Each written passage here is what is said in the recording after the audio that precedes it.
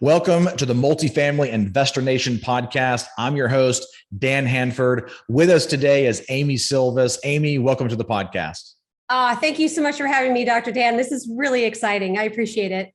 Awesome. Well, Amy, what I'd like for you to do is before we jump into the portfolio we're going to be talking about called the Evansville portfolio, which is 2 assets located in Indiana, 276 units.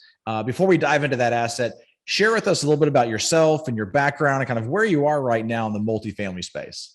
Sure, happy to. So again, my name is Amy Sylvis. I live here in Los Angeles, California with my amazing husband, Joel. I have been in the multifamily space, both passively first and actively for over 10 years. Been on the active side for about 2.5 years. I am the founder of Sylvis Capital, and we invest mostly in the Southeast and a little bit of the Midwest, including Indiana, and love to add value to our investors and, of course, treat our residents as best as they've ever been treated at apartments that they live in. Awesome. Well, let's dive right into this portfolio. Evansville, Indiana, 276 units, 2 assets. One of the assets is about the late 70s vintage, and the other one's an early 80s vintage. But tell us first, let's kind of go back to the very beginning. How did you originally find this deal? So this was a broker relationship. We were actually at the closing dinner with one of our brokers for a property in Clarksville, Tennessee. And he was kind enough to bring one of his buddies at the same firm, but that covered a different geography. And Matt, the broker that we had been introduced to, mentioned he had several properties that he was looking to sell for a seller in Evansville, Indiana. So I knew that market right off the top of my head. I've been following Indiana for a long time. And thankfully, we were able to get it under contract. So with these 2 assets, was it 2 different sellers or was it the same seller? Same seller. Actually, the seller was selling about 6 in the portfolio. So we chose the top 2 that we were most interested in. Okay. So these are the 2 assets and of the ones that seller was selling. And at what point when you found out about it, did you jump in the car or from LA, hop on an airplane and go tour this facility?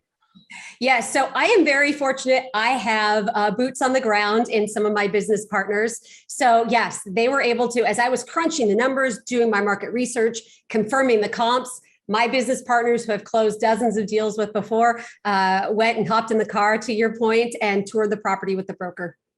Awesome. And then at what point did you put in an initial bid? Like, was this a fully marketed process where you're kind of competing with other groups as well, or was it more of kind of like a pocket listing? It was definitely a pocket listing, but the broker was astute enough to give a preview to several other potential buyers. So we were in competition, and there really was that scenario of course, somebody who could take down all 6 properties in the portfolio would have preference, because the seller was really kind of looking to get out of the market and out of asset management altogether. So we were in competition, but it wasn't in the full kind of best and final type scenario that we so often see these days.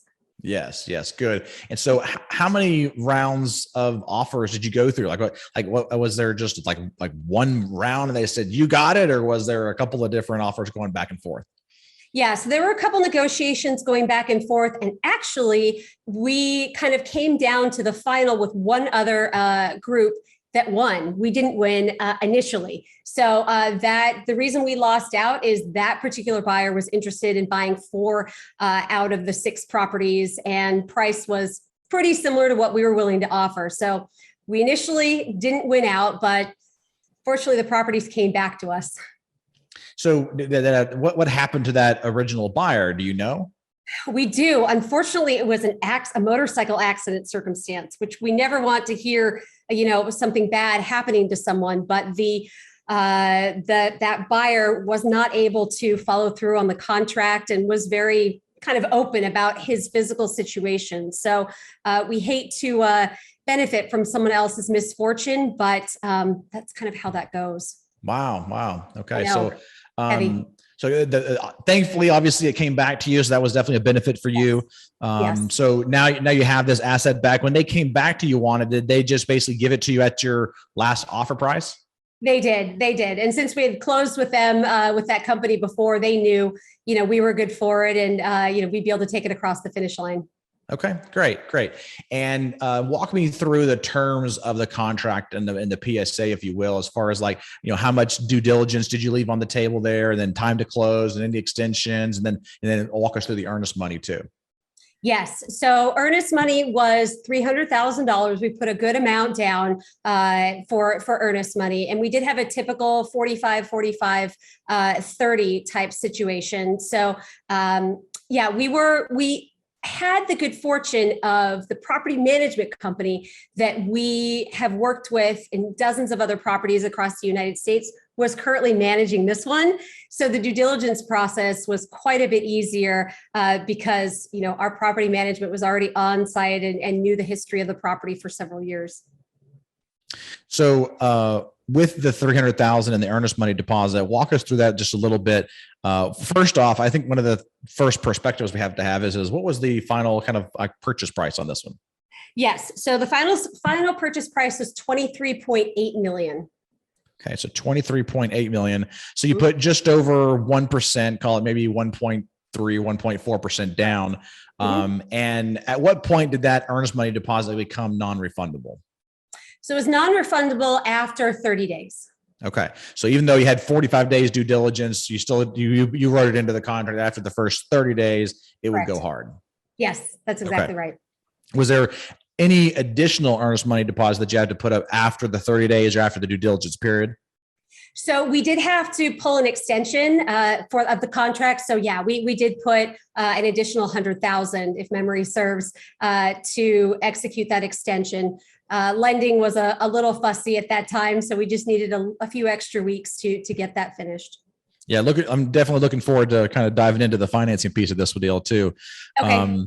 At what point, not at what point, but when did you actually close this asset? So this was mid-December of 2021. So if memory serves, around December 13th or 14th. Okay.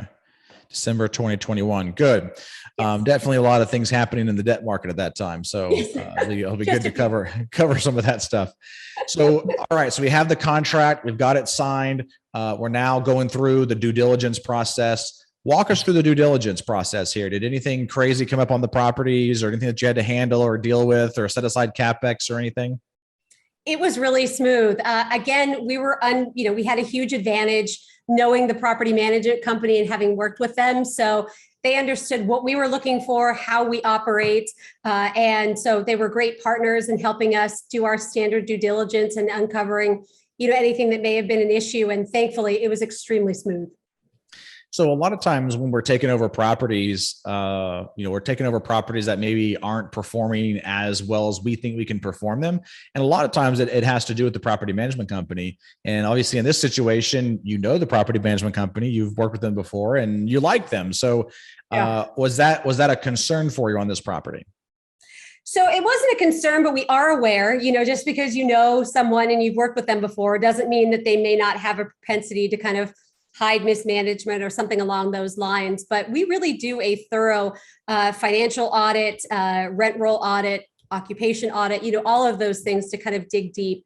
And to your point, figuring out some ways to run the property better.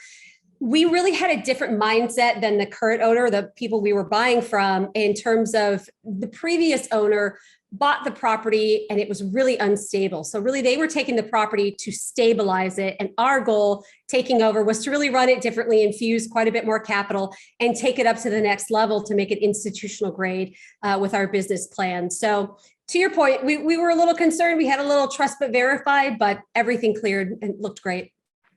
So what's the unit mix on this property? Yes. So it's a mixture of two bed, 2.5 baths, 1 bath, and 1 bed, 1 bath. Okay.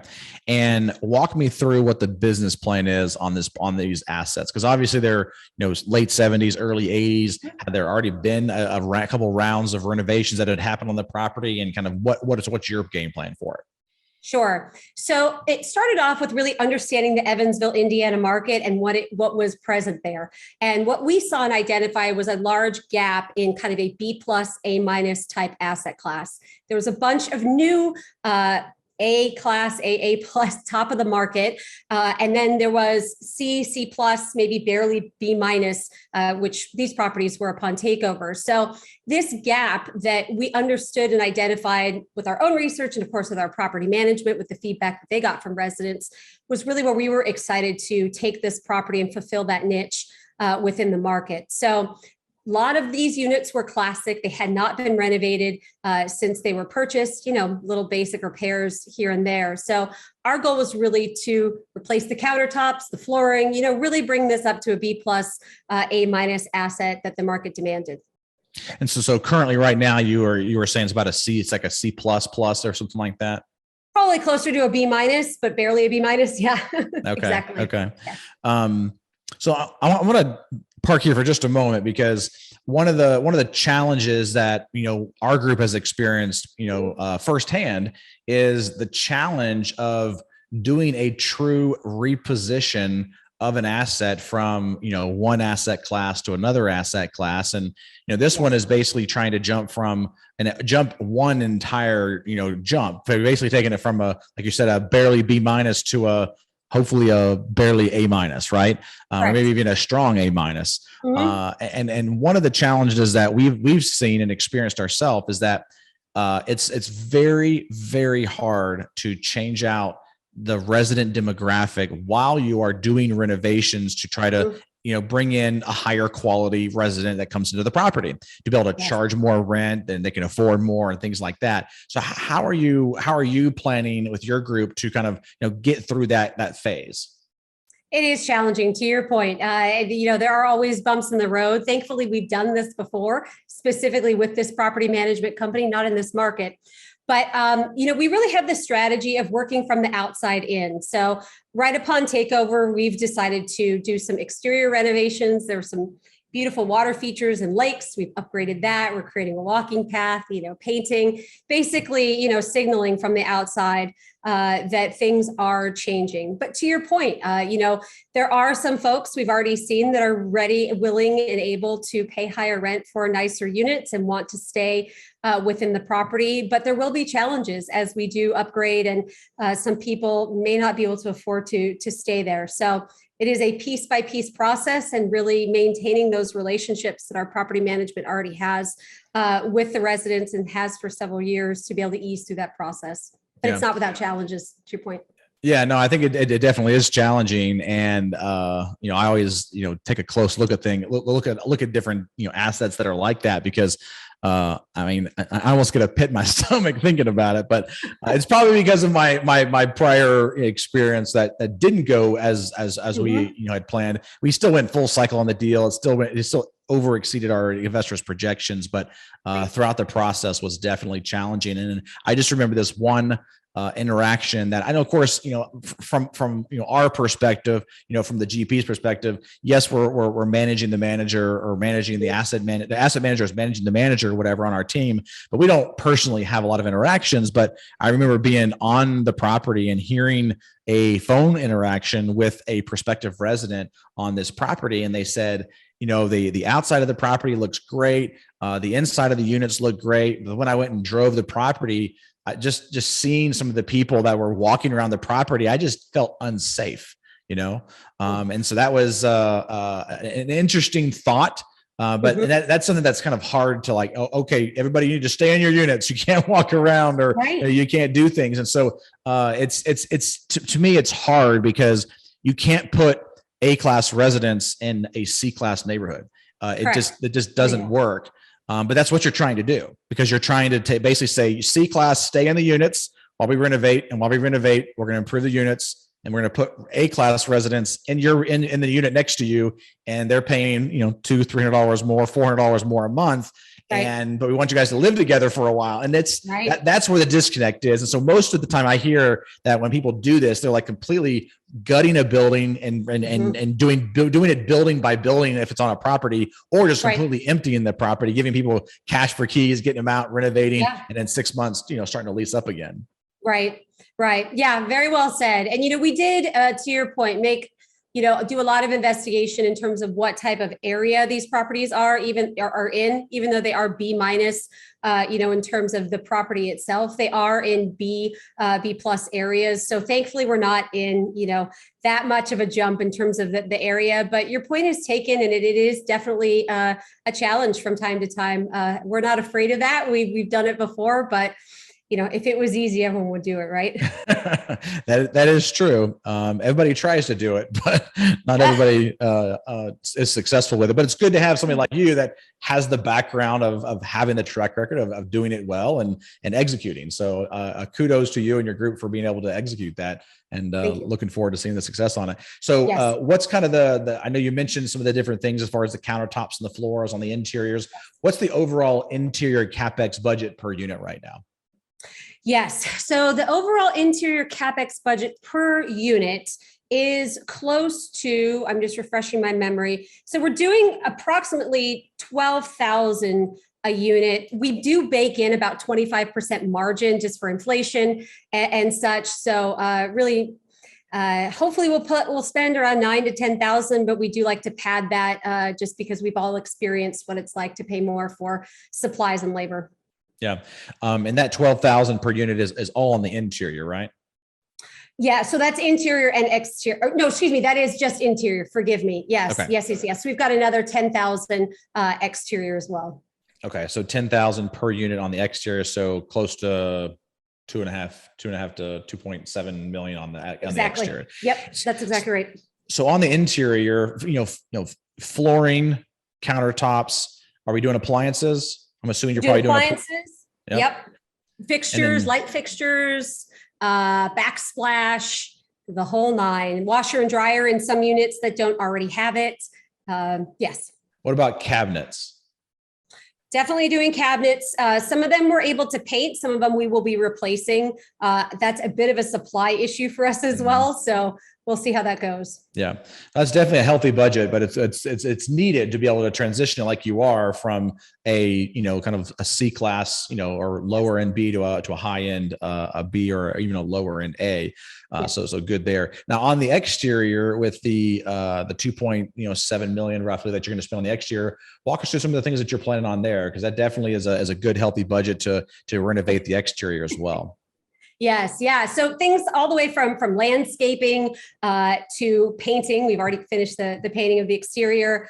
Fitness equipment. We are creating one of the offices for the property management. We're switching those over to a fitness studio with, nothing extensive, but as room permits, some fitness equipment there. One of the properties has a nice lake, as I mentioned previously. So we're creating a nice walking path.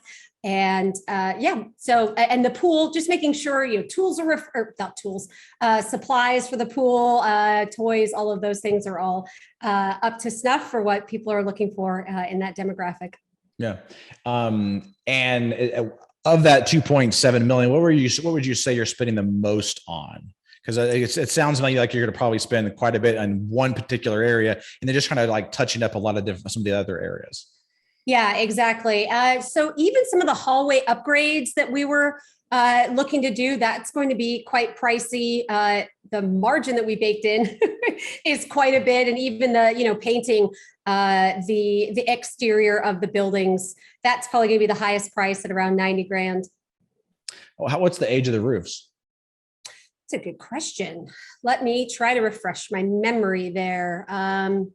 Let's see, Dan, I have to say, I've analyzed so many deals and we've closed a property since. I'm not remembering the age, but we always have those checked out. And we have that baked into kind of some of our miscellaneous, just in case we need repairs there. Sure.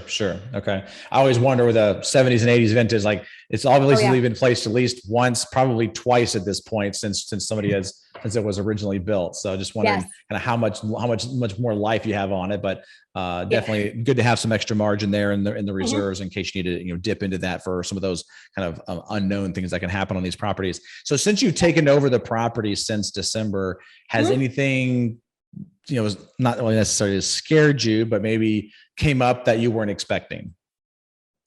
As I kind of alluded to with the cabinets, we've had some supply shortages in terms of getting what we need to renovate the units. But, we were really anticipating that and baked in longer renovation and unit turns in terms of that time period in our underwriting. So everything else, no, we've been pleasantly surprised.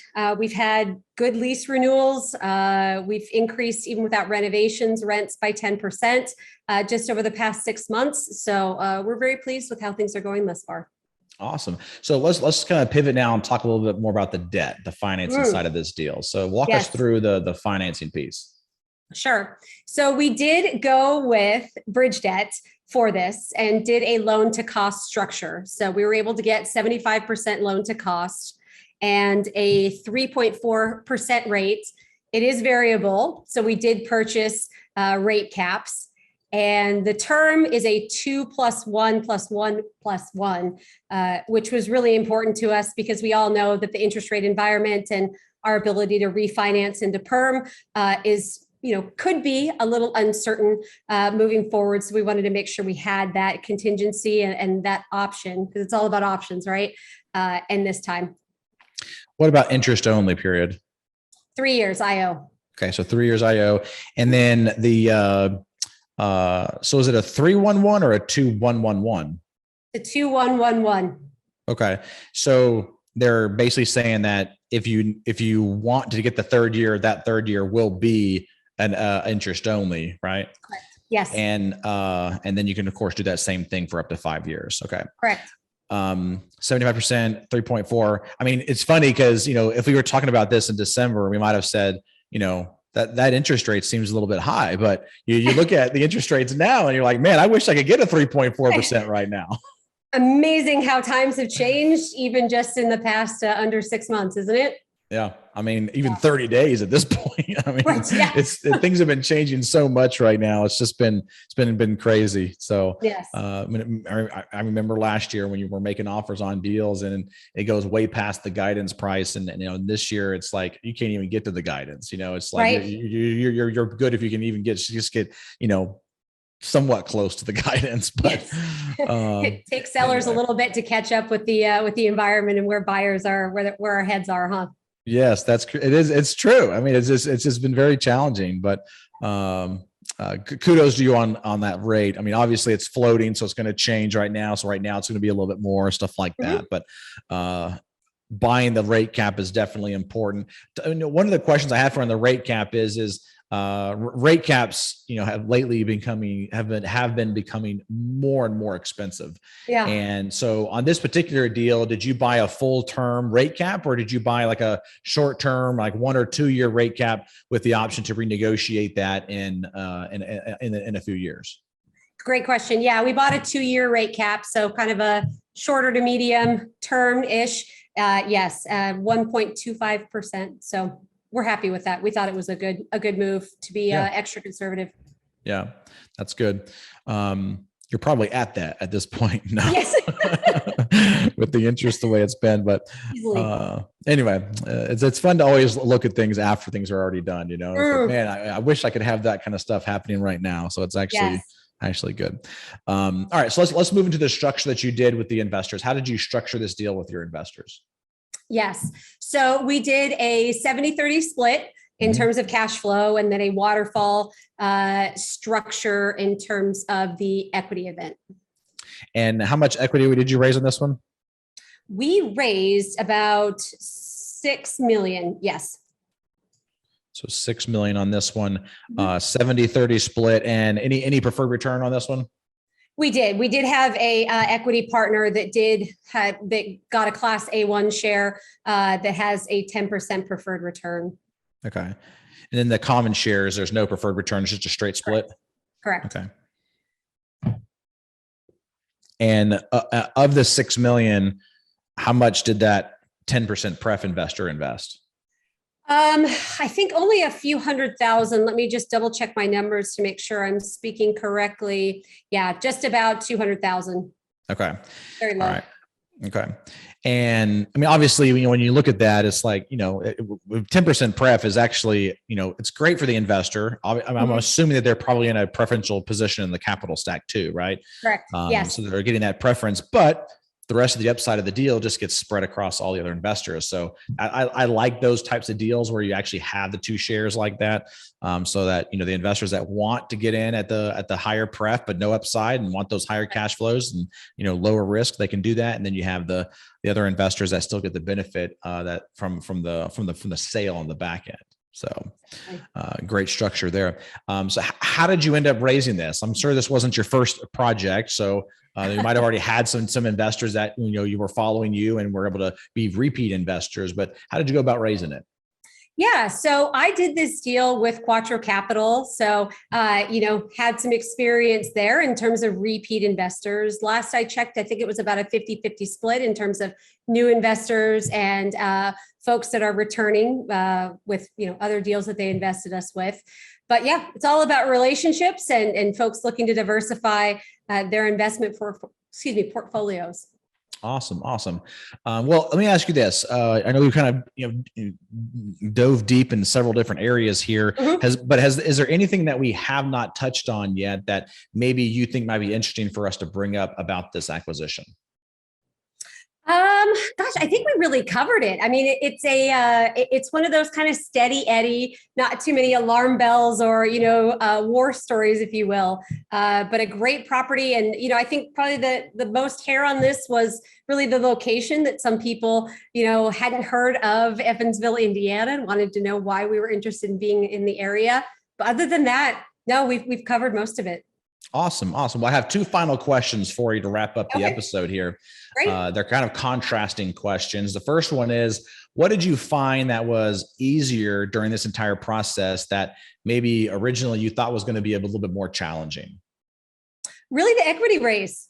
I was a little concerned about where this market location was. A lot of our investors, especially that come from me, are in California, and not to be rude, but may not be able to point out Indiana on a map, let alone the third largest city in the state. So, I thought it might be a little challenging to kind of explain why we were so excited about this market, but people understood the rationale. We were able to effectively communicate it. So I was very pleasantly surprised at how easily we were able to fund the deal.